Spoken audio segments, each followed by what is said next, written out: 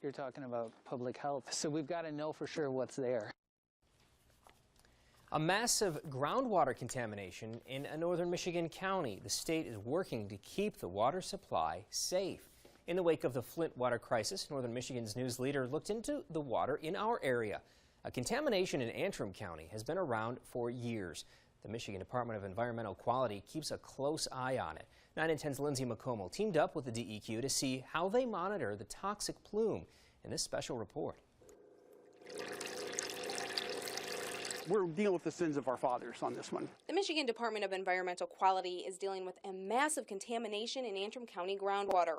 A cleaning solvent called TCE was used by a manufacturing company from the 1940s to 1960s and dumped into lagoons outside the plant. Little did they know that solvent could cause cancer and would be poisoning people's wells decades later.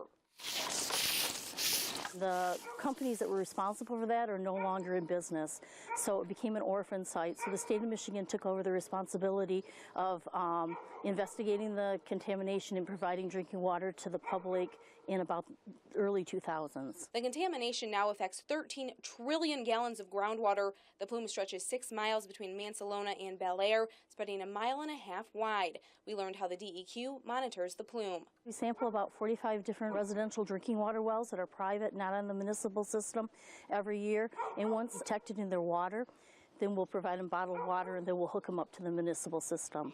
The plume is impacting the groundwater at 3 different depths, reaching as deep as 500 feet, and it's moving.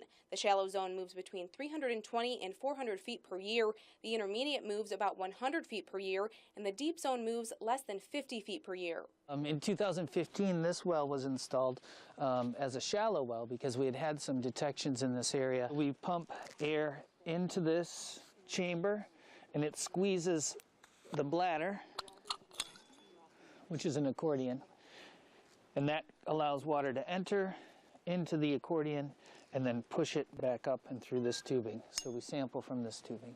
More than $20 million have been spent by the DEQ to do this monitoring and move residents to the municipal system, a pricey but necessary investment. We've got to know for sure what's there, and we don't want to be alarmists, but we don't want anybody to be exposed. People are working to raise awareness for this plume. Understand that it's difficult for people to visualize what it actually looks like.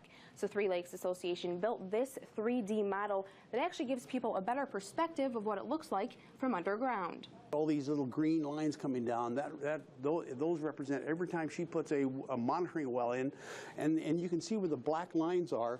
That's where the screens are located.